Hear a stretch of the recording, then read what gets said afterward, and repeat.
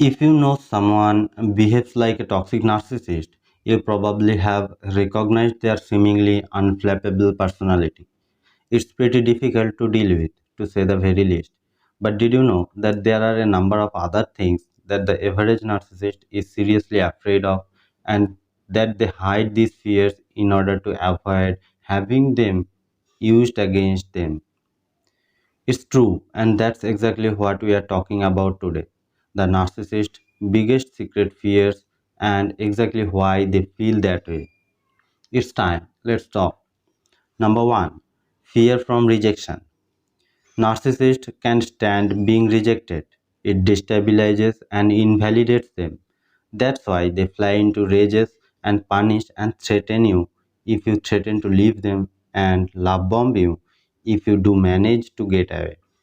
Any form of rejection, whether professional, personal, or social, sends them on warpath. The narcissist's life is built around them playing the role of rejecter. They work exceptionally hard to keep up appearances. Inwardly, they feel unlovable and inferior. To reject the false self negates their entire reason for existing, since whatever true self they may have left is completely inaccessible to them, and the false self cannot survive on its own. It's completely dependent on the approval and attention of others, who it feeds from like a vampire. When you reject a narcissist, they are forced to confront their own emptiness, and nothing scares them more than that. They will wield every tactic in the book for revenge, to threat and guilt trips, even if it means they have to destroy you in the process. Number two, being made fun of. Narcissists have no sense of humor at all, none. They may laugh cruelly at you when you fall and break your arm, and they may chuckle at the discomfort of someone else, since they have almost no empathy, especially if the discomfort was caused by them. Because remember, to them, you are not a real person, but an object. But they are completely incapable of ever laughing at themselves. They take themselves very, very seriously and are very, very sensitive. But the sensitivity doesn't extend toward anyone but themselves. The reason they are so bothered by jokes at their expense and can't laugh at themselves is that the self they present to the world is a false one that must be propped up and supported at all times. To poke fun at a narcissist is to poke fun at a self that's as empty inside as a puppet. It has no substance. It will fall into pieces, and then the narcissist is forced to confront that terrifying emptiness that constantly haunts them. Number three, being abandoned.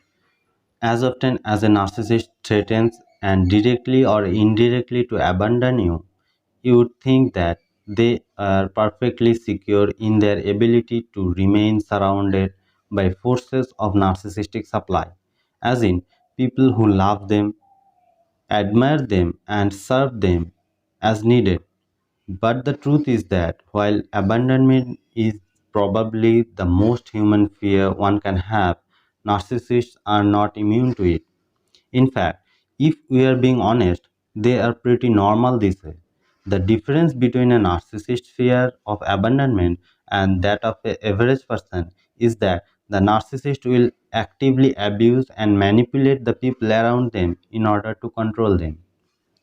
Number four, fear of accurate criticism. If you have spent any amount of time with a narcissist, then you know exactly how blunt they can be and how painfully they will criticize you for everything, from your appearance to your thoughts, your feelings, your ethics, and even your core values. It's true that narcissists are all about dishing out criticism, but we all know they are not so good at accepting it, constructive or otherwise. If you have ever criticized a narcissist, chances are you have dealt with narcissistic rage or narcissistic injury, which is their natural response to criticism. First, they get angry, then they display narcissistic injury. They will attack you, they will deflect your criticism, and they'll find something to cut you down with a notch. Number 5. Being exposed. While they would like to appear to be perfect to the general public, most narcissists are secretly insecure and a little bit self loathing. For all the bravado and grandiosity, the real person behind the narcissist mask is often insecure and desperate to be loved. Sadly, since they are so self focused and only concerned about their own emotions, it's really hard for narcissists to maintain a long term, mutually satisfying relationship. And so their true self comes through. Anyone who isn't actively already entrenched with that person will run the other way if they are emotionally healthy. If you call out a narcissist on their abusive behavior, they will usually become very angry. Their anger might be expressed in rage or in more covert means, such as the silent treatment or gaslighting you. They don't like to be accountable for the things they do to others because that means they have to admit they are less than perfect. It also means they have to acknowledge the humanity of someone else, which they are not capable of doing. They are also good at getting others to side against you, and those people become their flying monkeys. They will accuse you of doing things that they themselves have done, and everyone believes them, not you.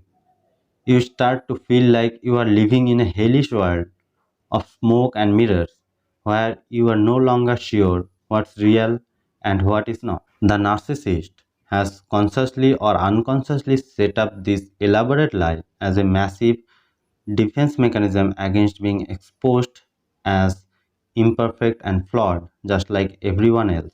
Because being forced to acknowledge their shortcomings is to expose their vulnerabilities, and being vulnerable is incredibly terrifying to them.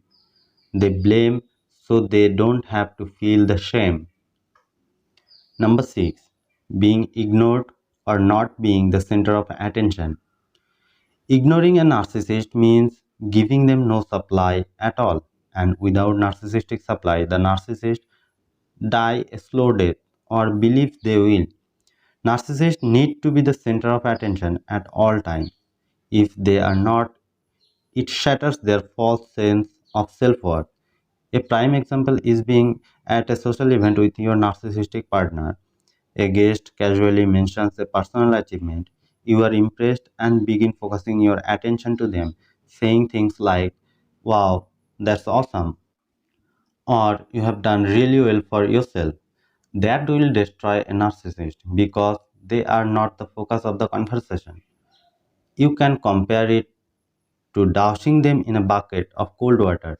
It's a complete shock to the system. Number 7. Not being special. One of the most daunting fear is being seen as ordinary or not special. They see themselves as different and better than everyone else.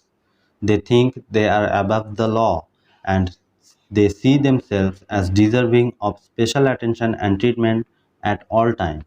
They want to be the smartest, the richest, or the best cooking person you know. They need others to see them this way, and if you can't do that, then that does not allow them to stay inside their little narcissistic bubble. They want to be treated better than everyone else, but forcing them like everyone else will make them feel attacked and demeaned. Number 8. Not being admired. Narcissists can't live without supply. It's like a drug to them. If you take heroin away from a heroin addict, expect a negative reaction. If you want to know how to frustrate a narcissist, withdraw your admiration. Their partners must put them on a pedestal at all times. They become anxious and fearful. Number 9. They are so afraid of your self respect. One of the biggest secrets, and incidentally, one of their most intense secret fears, is the idea that you might develop self respect and learn to remember that you are someone who has value. When you do develop or redevelop self respect, you are going to quickly learn that you have deserved to be treated with respect. You will start setting boundaries and you will stop taking their crap. This, of course, can lead to all the other fears coming to the surface. Their imperfections will be exposed, they will be rejected, which will lead to embarrassment and being found out, and ultimately abandonment, which means they will be ordinary. Bottom line, the narcissist and the truth do not mix. They prefer to suppress the truth and masquerade the lie, as the truth does not serve them. In their minds, their truth will take away everything they worked so hard for. And if we are honest, the truth the narcissist hides is not pretty, because the truth of who they are is bound to make people run away from the narcissist instead of towards them. And the narcissist cannot afford that. The narcissists know how deadly the truth is to their existence and success, so will keep pushing and live the lie of something they are not. But for us, their lies, if believed, dooms us to be hurt and betrayed. And when it comes to the truth, it's an opposite outcome, as knowing and accepting the truth of what the narcissist is about can save us. But for the narcissist, the truth can destroy everything they have built.